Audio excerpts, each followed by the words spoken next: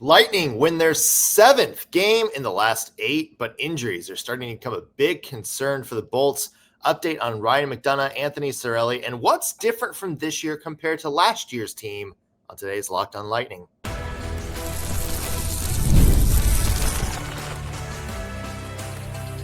You're Locked On Lightning, your daily podcast on the Tampa Bay Lightning. Part of the Locked On Podcast Network, your team every day. Thank you for making Locked On Lightning your first listen of the day. Every single day, we are your free daily Tampa Bay Lightning podcast, part of the Locked On Podcast Network, now the #1 sports podcast network in the country. As always, we want to begin by giving a shout out to our everydayers. Those of you who tune into every single show, every single day, we love you. We appreciate the support you give us week in, week out.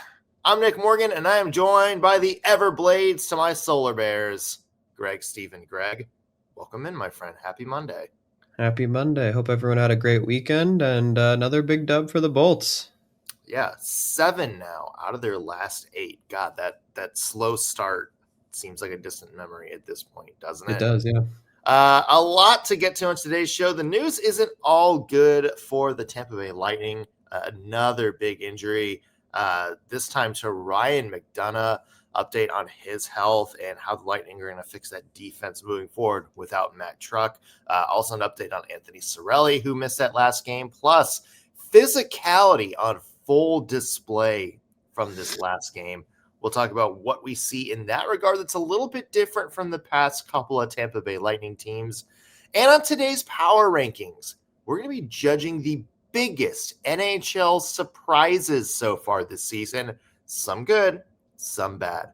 A lot to get to on today's show. Let's jump right into it. But first, want to mention today's episode brought to you by FanDuel. Download the FanDuel app now by visiting FanDuel.com and win $300 in bonus bets if your first $5 bet wins. All right, Greg, let's get to this weekend's game. Capitals coming to town to take on the Tampa Bay Lightning. Lightning survive 3-2 in what was a pretty back and forth game. Capitals went up 1-0, and then 2 straight goals from the Lightning, another power play goal from Jay Gensel, and one from, do you want to do the honors, Greg? Emil Lilleberg. He did it. Emil Lilleberg with the goal. We did have another sort of fluky situation from Andrei Vasilevsky in the second period, led to a John Carlson goal, but then Brandon Hagel, as Mugatu from Zoolander would say, my God, he's so hot right now. Another goal, this time the game-winning goal, and the Lightning win it 3-2. Greg, interesting game for the Bolts, I think, because I think we saw not the best all-around hockey on display in terms of, I think, just pure skill. Maybe a step back from the games that we've seen recently from the Bolts, but at the same time, you got to commend them for coming through and finding a way to kind of grind out a win on this one. Yeah, 100%. Definitely some great things from this game, and then, a couple questionable things, especially that second Caps goal that you were talking about. A little trickle through Vasi on that, and then Chernak kind of stops it even, but then he puts it right back in the net. So didn't look wonderful, but they got the win nonetheless. They certainly did. Yeah, it's kind of an interesting one to judge, but let's get into the plus minus from this past weekend game. Let's get to something that you loved first. Give me a plus from this game. Dastu is my plus. Hell 2 points. He played excellently. Dude is just rolling right now. He looks like he belongs where he's at, and he's probably the best defenseman on the Lightning right now, honestly. Yeah, absolutely. I loved what he saw, and 2 more points from him. Yeah. It seems like he's getting more responsibility. Yes. As the year goes on, they're putting a lot more on him. And especially if McDonagh does miss some time, which we'll talk about here in a little bit. I do think that we're going to see a situation where I think we're going to see Radish, or I'm sorry, we're going to see Desto comfortable stepping up, maybe more so than some of the other guys, like a Darren Radish on the team. I'm going to go the other direction. I'm going to go up front, and I'm going to give a plus to Brandon Hagel. Nice. Now, this is a guy who was heavily criticized at the start of the year, but he is just on fire right now, Greg. He's up to 14 points in 15 games this season. He has, since the Chicago game, which was the Lightning's last loss before this hot streak, he has points in all but one game. I'm going to do math real quick for you. 7, 8. It's like 13 points in his last 8. Points. Thank you. This is why I have an engineer, like a tech whiz as my co-host. 13 points so far in this last little winning stretch for him. And I think what's impressive is a little bit of a concern for him when Tom Wilson did what Tom Wilson does, and we'll get to that. We thought maybe Hagel might be shaken up a little bit, comes back and scores that big goal to win the game. And good resilience from him. Loved what I've seen from Hagel during the stretch. Yeah, completely agree. Absolutely turned his entire season around. And he looks like the guy we saw last season now. And before, he looked like he was sleeping for the first 7 games. So glad he's done that for both my fantasy team and for my favorite NHL team. It's all about the fantasy team, huh? Sometimes. Yeah. Let's get to the minuses. Greg, what's something about this game you didn't like? Great question. I don't want to use Vasi again. But I do, because that's a tough one. I don't know. I think I'm going to go with Kucherov. I feel like he didn't look that great in this game. Just overall, I think he had 2 shots on goal, but beyond that, I don't know. He looked unimpressive, and it was just a little jarring after the game he had, prior to this one. I kind of expected him to continue rolling and maybe notch like a point or 2, but that just wasn't the case in this game. Yeah, a little bit of a quiet game from the top line. I think part of that was maybe just that Washington played them well, but yeah, you would have loved to see them go up a little bit more. I'm going to give a minus to someone not on the team, and it's Tom Wilson. What are you doing in this game, man? And it's also I think the overall reaction that hit. So comes through, absolutely flattens Brandon Hagel into Tom Wilson's own goalie and knocks him out of the game. Hey, that's if you watch it again, that's a cheap blindside block. Like a cheap blindside play. Puck is I think Puck was not at the crease. I don't know. It was just like Brandon Hagel driving. Tom Wilson just flattens him right at the back. Even if the puck was on Hagel's stick, that's a penalty. You can't just clock someone from behind like that. Yeah. Well, and then you have the ensuing thing. The reaction to that hit, it's funny because I was on the I was seeing some kind of Capitals fan feed. They've showed that clip and it's here's the play where Jack Finley just comes through and decks Tom Wilson when he's not looking. And I'm like, okay, what about the 5 seconds that preceded Jack Finley jumping on Tom Wilson to retaliate? Yeah. What's that? Yeah. And then there's a later play where it was clearly he was, takes a little bump from, I want to say maybe Yanni Gord. Maybe it was Zemgus Girgensons, but just absolutely starts going classic Tom Wilson, where he's just grabbing him and trying to get him to fight. And it's that's a bump. Shut up. Yeah. Tom Wilson just clown show in this game. And you know what? I'll credit one of those guys that you'd love if he was on your team, I'm sure. But yeah, just Just dumb hockey in this one from him. Yeah, look, I'm a big Tom Wilson fan, to be honest with you, but this was not one of his sharper games as an NHLer.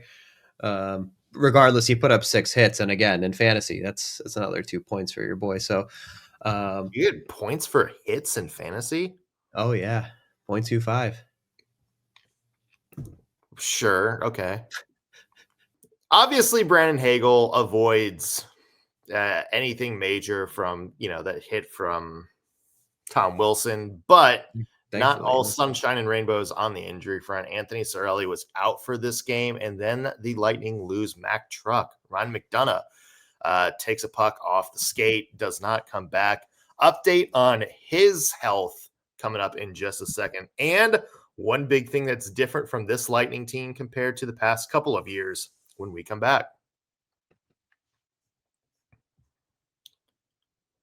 Today's episode is brought to you by Indeed. Hey, you just realized your business needs to hire someone yesterday. So how do you find amazing candidates right now? Easy. Just use Indeed. When it comes to hiring, Indeed is all you need. So stop struggling to get your job posts seen on other sites. Indeed sponsored jobs puts your post at the top of the page and helps you reach the right candidates faster.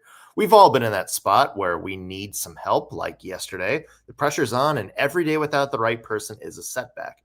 That's exactly when Indeed's sponsored jobs come in handy. They make sure your post is seen by the right candidates right now. Now you can speed up your hiring process with a $75 sponsored job credit. Just go to Indeed.com/lockedon right now and support our show by saying you heard about it on Locked On Lightning. Terms and conditions apply. If you're hiring, you need Indeed. Welcome back to Locked On Lightning. Nick Morgan here alongside Greg Steven. And Greg, let's talk about injuries. Our favorite topic, unfortunately. So Anthony Cirelli, who left the prior game with what appears to be some sort of upper body injury. I heard somebody speculate, I think on one of our YouTube comments, that it might have been like maybe based on how he kind of got twisted, maybe like an ab pull or something like that. He was questionable for this game, did not play. I think John Cooper said after the game he hopes that Anthony Cirelli would be back for this Wednesday game against the New York Rangers coming up. Bigger one right now might be Ryan McDonagh. It was, I want to say, second period. I can't exactly remember where it happened, but it was late in the first. Was it late in the first? Okay. Yeah, I couldn't remember if it was early second, late first. But took some sort of shot off the skate.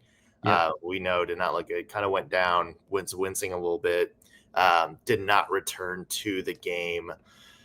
Yeah, so it's obviously no update from the team or anything yet. We hope to maybe have something coming up at some point today, but when you take a hard shot off the skate like that and you don't come back, I think your first fear is some kind of bone situation, which you can't afford to lose, anybody, not much less, Ryan McDonagh, one of your best stay-at-home defensemen. But tough spot for the Lightning right now. It is, and there's more to that too, because Crozier is obviously still dealing with something because they're scratching him, and Dominic James took a puck to the side of his face in this game as well, and he missed, I think, like 7 or 8 minutes, and then he came back obviously and played, but he didn't skate in practice yesterday. Yeah, they gave him a maintenance day, I believe. Right, and I'm sure he'll return with like a bubble or something, but still, I mean, that's 4 pretty substantial injuries to this team right now. We'll point out Dominic James came back and had the assist on Brandon Hagel's winning goal. So what a dog! Yeah, he got that dog in him. Yeah. I think the McDonagh situation, that's the one maybe that I would circle a little bit more as not panic mode, but the one I'm concerned about. Yeah. Number one, because he and Eric Chernak have had such amazing chemistry together. Not just throughout the season, but through the end of last season too. Those two together are why, I think one of the big reasons why, the Lightning defense kind of turned things around last year after sort of a disastrous year the year before. But it's also, I think your defense is playing so well right now, and I don't think you want to have to find a way to need to shuffle, especially your second defensive pair right now. Obviously, I think Dastu, if he's out there, is a good candidate to kind of, just slide in there, because he's been playing some really, really good hockey. And but then it's like, what do you do on that bottom line? Because that bottom line was, I think the benefit of it was you can just throw that line out there in any situation and not have to worry about them screwing up. And Right. I don't know if Darren Radish is exactly the guy that you want to sort of man that bottom pair defensively, Greg. Mm-mm. And as you mentioned, Max Crozier came back, but John Cooper said he's been having a little bit of a setbacks and isn't 100%. So they've scratched him the last couple of games. So that's McDonagh's injury to me is the one that it's like, okay, there might need to be a call up or some major blending going on here to get what you need from your defensive core at this point. Yeah. And to lump even more into that, I saw that Hedman and Holmberg also didn't skate yesterday, just for body maintenance day, but still Hedman being potentially banged up slightly, we'll call it, doesn't really help you either. I think if I'm this team, I'm running 6D instead of the 7. And I'm doing everything I can to give Radish as few minutes as possible. Yeah. Yeah. I'm trying to think it's maybe if you do a call up here, like Declan Carlisle. Is it Declan Carlisle time? But Carlisle is a dog, honestly. I'm I fine with giving him a shot.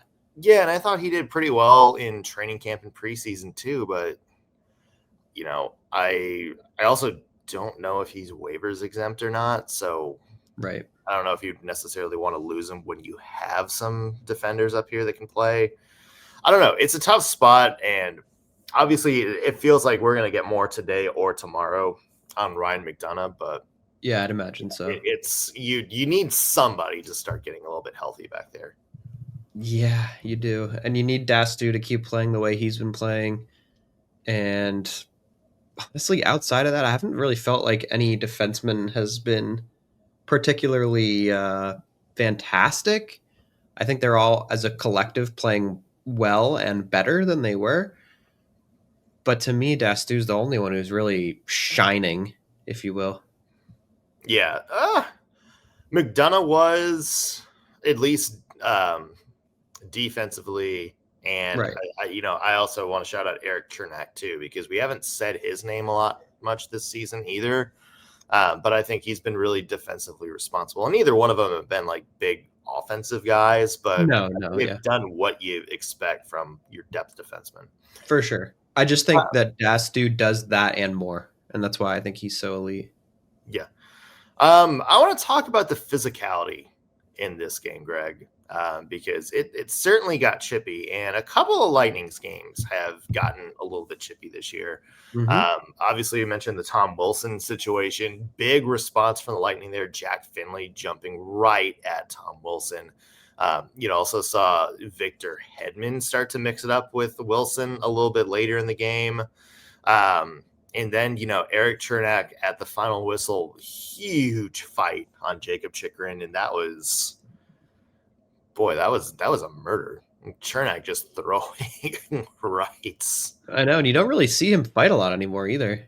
No, you don't. And that's kind of what I wanted to talk about, because it seems like, and I'm going to say this kind of unironically, I felt like the Florida Panthers preseason game, the ones we're talking about, that kind of felt like a relaunch of the Tampa Bay Lightning identity a bit. Because, everybody comes into that game, there's, 1,800 fights or whatever. And it seems like since then, the Lightning sent a message that said, we're not going to be the damsel in distress this year. Yeah. Because I think, too, now the Lightning have always been a physical team, and they've always had guys willing to fight. But they've never exactly been the bullies, Like we talk about like the last two playoff appearances against the Panthers, and I think what a lot of people, kind of remember is, Sam Bennett getting under players' skin, and Matthew Tkachuk, and guys kind of starting, all this sort of after the whistle stuff, getting in people's face. The Lightning this year have been the team that just punches you right back. Like the second you get in their face, it's like, get off. And we've seen some more fights this year. I think we've seen.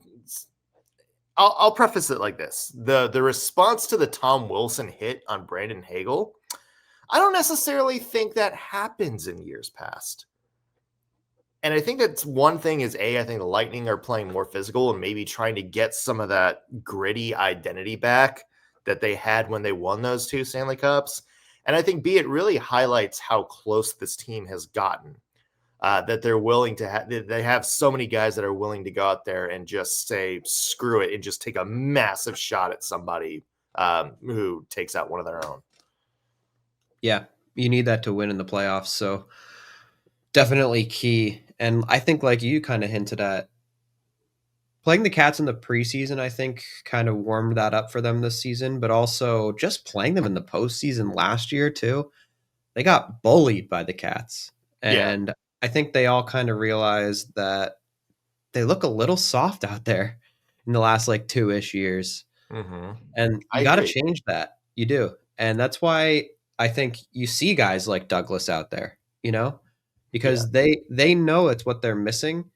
And I think you're totally right. They've really turned that around a lot this season. They've been a lot more physical and responsive to things like that. And I mean, look, we saw a fight in the first, 4 minutes of the season, I think, because of Douglas. He went out there and fought someone. It was a senator, I forget who, but I think you're right. Absolutely. Yeah, make no mistake that we saw Curtis Douglas get claimed off waivers right after that preseason game happened. Yeah, so 100%. Yeah, I agree with you. I go back to that Florida game, the preseason game, and I think a good way of describing it is you saw that was the microcosm of the Lightning just getting fed up. Mm-hmm. Fed up with, Florida doing all this, fed up with maybe the NHL not doing what they said they were going to do and protecting some of the players in these situations. So I think you're seeing the Lightning start to take things into their own hands a little bit more this season, which love to see it. And you know what? Yeah. Great for Greg's fantasy team. Hell yeah. Yeah, I'm sure. Yeah, every fight is worth 8 points. Yeah, so take that, Connor McDavid.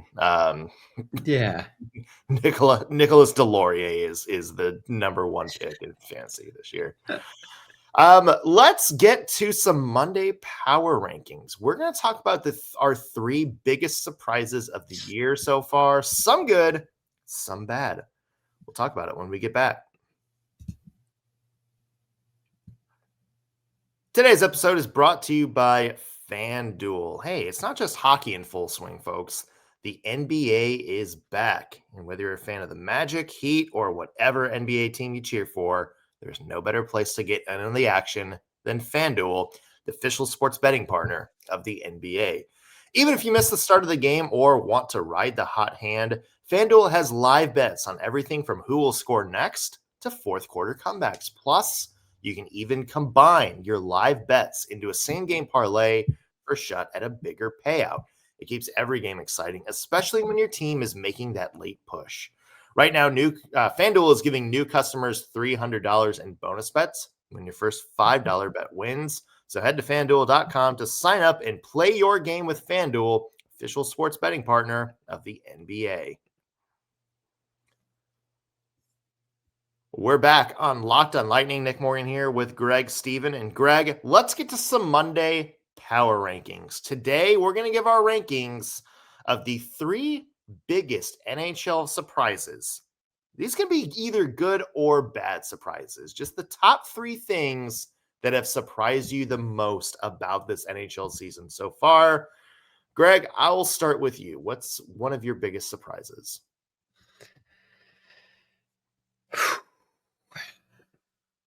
How about the Ducks? Yeah. Just a unit. Mm-hmm. Plus 17 differential. What? They're on a 7-game win streak. Leo Carlson looks like he's been playing in the NHL for 25 years. Mm-hmm. Yeah, I mean, I wouldn't have them at second if you asked me before the season started right now. No, In no world. they're getting good hockey from everywhere. Beckett Seneke, a name that I didn't really know before the season started, at least not super closely. One of the rookie leaders in points right now. Mm-hmm. We were, it's funny because we're talking about the Montreal Canadiens and we're talking a little bit about, like New Jersey Devils. And, you even called out the Sharks this year, a team that you thought was going to be better. We never really talked about the Anaheim Ducks. We never really said, okay, this is a team on the verge of making it big. And here they are. Mm-hmm. Yeah. It really does shock me. And let me tell you, I got Troy Terry on my fantasy team, and dude is a monster. Yeah, how many fights and hits does he have, though? Good point. Yeah. Yeah, is he really valuable then? Yeah. I'm going to go to a team I just mentioned a couple seconds ago. I'm going to go the Montreal Canadiens Okay. as one of my surprises. And it's weird in the fact that I think we all thought they could be good. Mm-hmm. I think last year we looked at, in some regard, what Marty St. Louis was doing up there last year is a little bit of an anomaly. Like, Mm-hmm. yeah, they're a fun team. They're a young team, loaded with talent, going to be great. Maybe not necessarily all right there yet. Maybe they just had some things go their way. So I think we kind of went into this season maybe saying it's like they can be a playoff team, just not putting them on top of the board right now. Right. And, I also wouldn't be surprised if they're kind of in some regards take a step back, knowing that they're going to be a good team moving forward down the stretch. Mm-hmm. But look at them. They're first place in the entire Eastern Conference right now, 10-3-2. Yeah. They're getting good hockey from everywhere. Dobis is looking like a really good goalie for them. One of the NHL leaders in save percentage right now. No, my fantasy team. Go ahead. It's all about Craig's fantasy team. It's all right. I'm stacked. Cole Caufield has really found his form. I know he's kind of had an up and down couple seasons after that after that first big debut season that he had. But he's been big. Lane Hudson obviously has not taken a step back. Ivan Demidov has come in and has been every bit as good as advertised. Yeah, I mean, this is a team that from top to bottom have the pieces to make a run. And here we see him. I did not expect them to be first place in the East. So that is one of my biggest surprises. Yeah, nice. I'm with you on that. They're solid. I think they are less shocking to me than the Ducks, but still where they are currently is not somewhere I would have predicted at this point in the season so far. Yeah. Give me another surprise from you, Greg. How about the Florida Panthers? 27th in the league, -6 differential. Is it on the road? They're abysmal, if I'm not mistaken. Yeah, they're 2-6 on the road. Awful. We kind of talked about how we didn't expect them to be amazing. I mean, they don't have Tkachuk, they don't have Barkov, so we kind of knew they weren't going to be a top 5 to 10 team probably, but 27th. Yeah. I'm at this point, after seeing how the rest of the teams in the East look right now, I'm starting to think they might miss the playoffs. Oh, it's hard to say that to the Florida Panthers, right? Because if Of they're just course. like one or two clicks away from making it all the way to the end. But I'm with you. Like they have just not had that Florida Panthers spark. And yeah, injuries are a big part of it for sure. But I mean, they have some issues across the board this year. And yeah, not having Kachuk or Barkov hurt. I will say the minute those two are back in the lineup, you Oh, have yeah. to you have to consider them favorites again. But yeah, I mean it is one of those things where you look at it and it's like, okay, how much ground are they going to have to cover? And where they are in Thanksgiving, I think is going to be maybe a big indicator of how the rest of the season is going to play out for them. For I'm sure. going to give a surprise, Greg, to the trio atop the NHL scoring. So right now, the leading scorer in the NHL is Nathan MacKinnon. That's not a surprise at all. Listen to the three names right after him: Leo Carlson, Connor Bedard, Macklin Celebrini. And I know I'm going to tee you up for that last one. But, I mean, all of them we expected to be great NHL players. I don't think we expected all of them to just bust out on the scene this year, this early. I mean, they're not top 5 players in the NHL right now, Greg, but I do think they have played some of the best hockey out of a lot of the people on that list so far. Um, you know, Leo Carlson especially is a surprise because I think a lot of people are not knowing what to get out of him. Connor Bedard, good to see him break out. And then, yeah, I know you want to dive into Macklin Celebrini and how good he's been. Leo Carlson is certainly a surprise. I think if anyone is even in the top 10 of the scoring right now, he is certainly the biggest surprise. I think I knew he was going to be good, but not as quickly as he's shown now. Like kind of like what you just said. Yeah. Celebrini is a god. He's a top 5 NHLer. I don't give a crap what anyone says. He's a unit. Whatever. Carrying me in fantasy. God tier. On the Sharks, by the way. Let's just talk about that for a second because, yeah, Nathan MacKinnon, he's got all these superstars around him. He's got 29 points. Wah, wah, wah. He's on the Avalanche, all right? Celebrini's doing this over there in San Jose. Like let's put some respect on this kid. He's a top fiver for sure in my book. And let me give you another fun fact. Okay. Connor Bedard looks amazing this season. And I kind of thought that he'd be worse. And I'll eat that because he looks awesome. Like, I think he really did shut a lot of people up so far this season. 25 points. And just a side fact, he's also on my fantasy team. So, God, dude, like we're stacked out here. I mean, it's just unbelievable how good I am at fantasy. But anyway, title of the show should be update on Greg's fantasy team. I'm gonna have to post a photo of my roster now just to show everyone. Yeah. But yeah, I mean, shocking that you don't even see Cooch in the top 10. You got McDavid down there tied for 6 right now, and just the young kids, they're dominating the top of the leaderboard right now.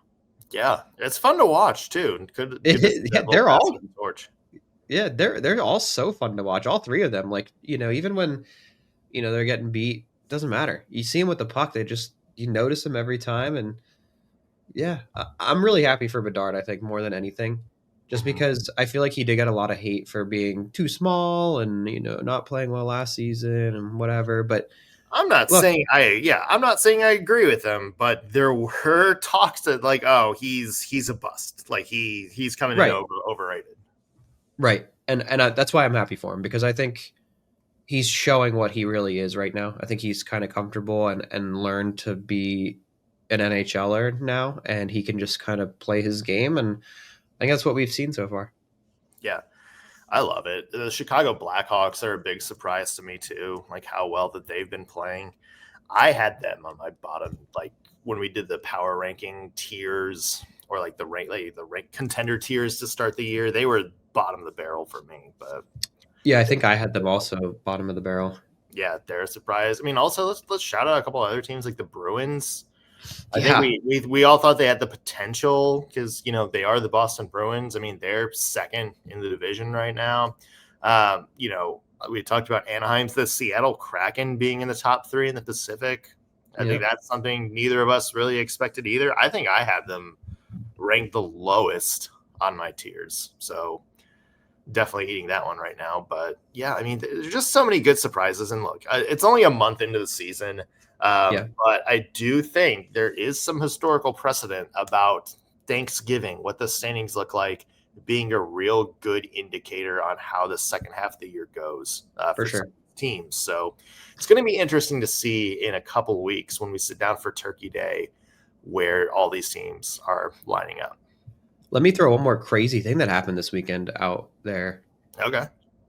Rangers shut out at home again. Oh my God. It's becoming a trend over there for some reason. They're 0-6-1 at home. What's going on, dude? What's going on over there in MSG? Man, not having a good thing. I think that's their third shutout at home this year. Third time they've been shut out. If you told me it was their 5th, I'd believe you. So I don't know. Yeah, not so good.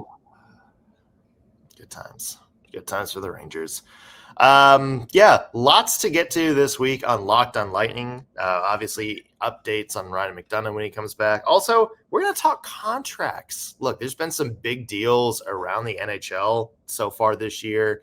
Has it changed the way free agency works, and how is it going to impact Nikita Kucherov's next deal when he's up in a couple of years? More to get to on Locked on Lightning all this week. Make sure you're following us on Facebook, Twitter, Instagram, all that good stuff, TikTok. Also, be sure to hit that subscribe button wherever you are, whether you're listening on your favorite podcasting platform and watching us on YouTube. Really helps us out and lets you know when we have new content out for you. That's going to do it for us on Locked on Lightning. Thank you for making us your first listen of the day. Back with a new episode tomorrow. We'll see you then.